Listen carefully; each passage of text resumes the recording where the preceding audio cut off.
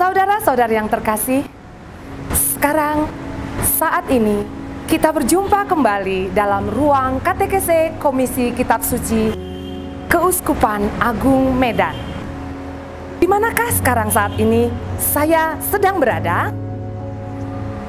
Saya sedang berada di pintu suci atau Porta Sancta Katedral Keuskupan Agung Medan. Tahun 2025 ini adalah tahun rahmat bagi kita umat Katolik di seluruh dunia. Tahun ini merupakan tahun yubileum biasa dalam gereja Katolik.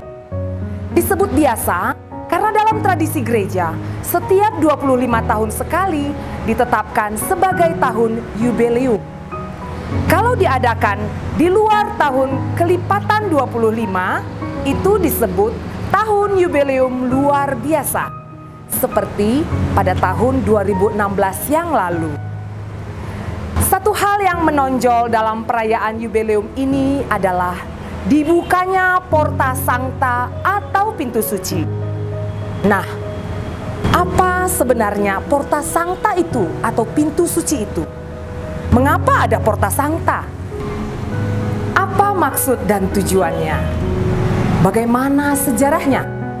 Apa yang perlu umat Katolik lakukan dalam tahun yubileum seperti tahun ini? Khususnya dalam kaitannya dengan Porta Sancta ini. Kita akan bahas di video ini. Tetap di sini ya. Halo, selamat pagi. Halo, selamat pagi. Sudah di sini kalian? Iya. Saya Megaria Tampu Bolon dan ini adalah Bapak Marulam Nenggolan. Iya. Kita dari Komisi Kerasulan Kitab Suci Keuskupan Agung Medan. Nah, kita mau bicara apa tadi nih? Begini Pak, di tahun jubileum ini kita mau belajar dan mau mengetahui apa itu Porta Sancta. Oke. Porta Sancta atau pintu suci adalah pintu khusus di gereja-gereja besar tertentu yang hanya dibuka selama tahun yubileum. Sebuah perayaan rohani besar dalam gereja Katolik.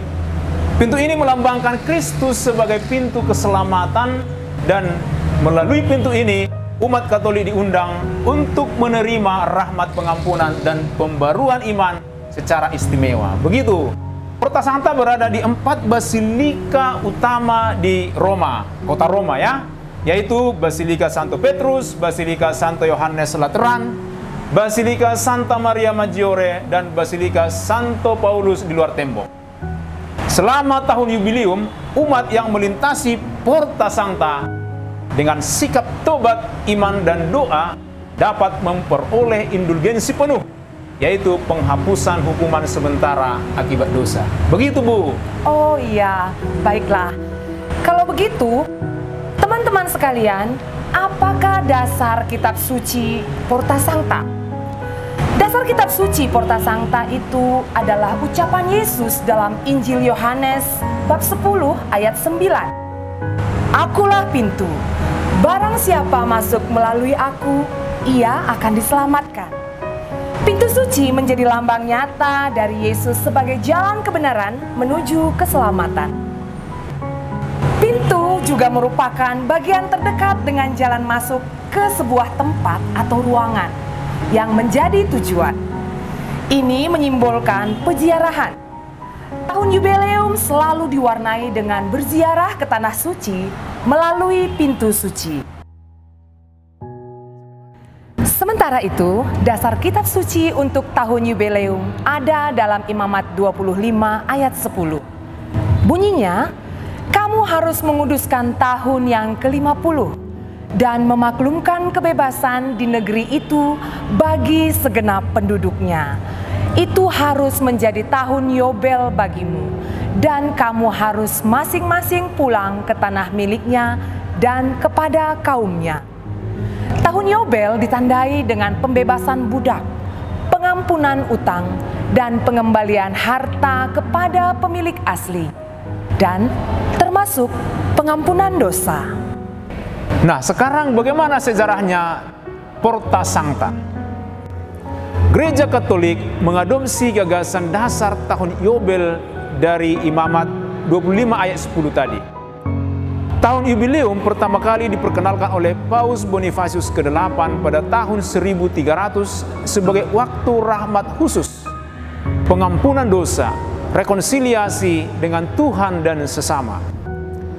Pada abad ke-16, Paus Paulus ke-5 menetapkan bahwa tahun Yubileum akan diadakan setiap 25 tahun sekali.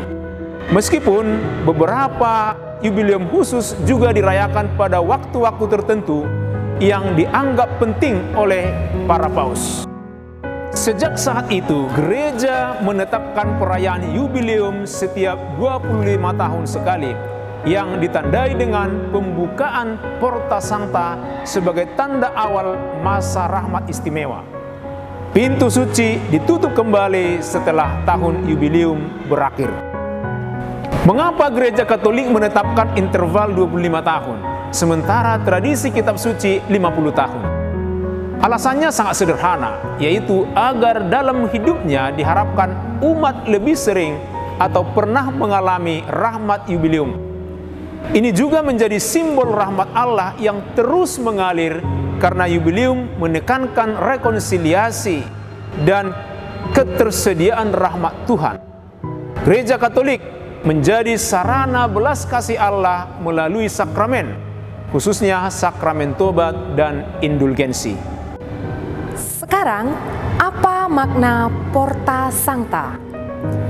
Seperti yang sudah disinggung sebelumnya, tujuan utama pembukaan Porta Sancta adalah mengundang umat untuk mengalami pembaruan rohani, menerima pengampunan dosa, dan memperdalam hubungan dengan Allah.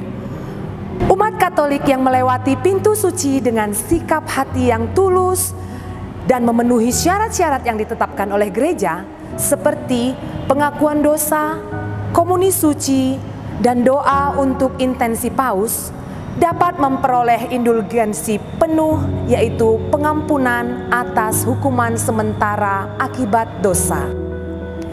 Itulah yang membuat pintu suci atau Porta Sancta begitu bermanfaat dan bermakna bagi umat.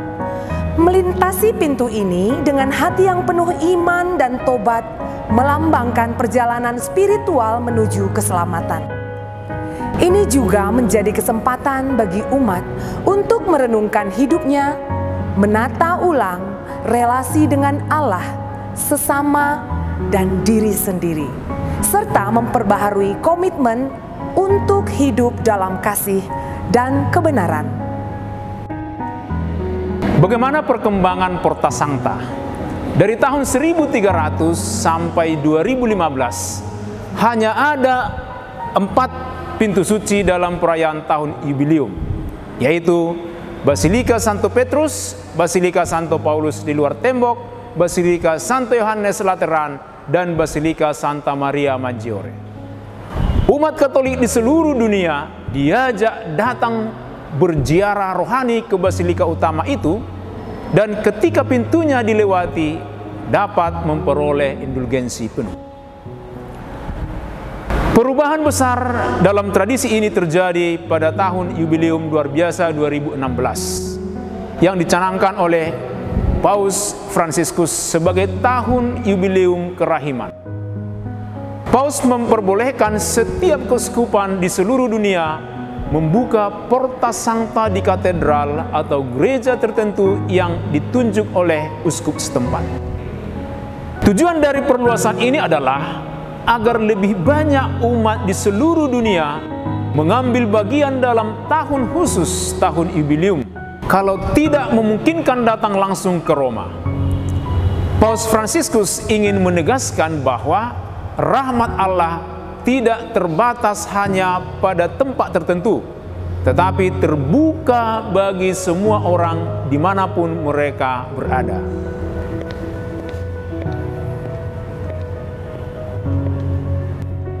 Sekarang, apa yang harus dilakukan umat Katolik, khususnya keluarga-keluarga?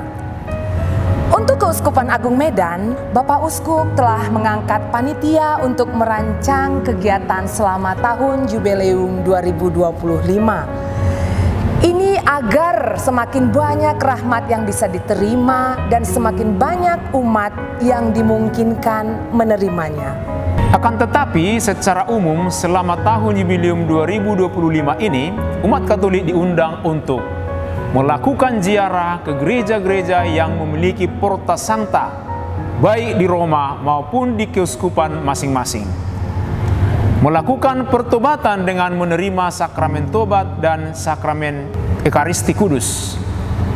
Melakukan karya amal dan belas kasih sebagai wujud nyata iman dan kasih kepada sesama. Berdoa dengan paus dan gereja, khususnya dengan mendoakan doa Bapa Kami, Aku Percaya, dan doa khusus untuk intensi paus. Dan terakhir, mengajak keluarga untuk berpartisipasi, baik secara pribadi maupun bersama-sama melintasi pintu suci maupun dengan memperbanyak doa dan kegiatan rohani di rumah. Marilah kita persiapkan hati menyambut tahun berrahmat ini. Dalam katekese berikutnya, kami akan melanjutkan hal spesifik untuk mengisi tahun jubileum ini. Oleh karena itu, tunggu katekese selanjutnya dari Komisi Kerasulan Kitab Suci Keuskupan Agung Medan. Terima kasih.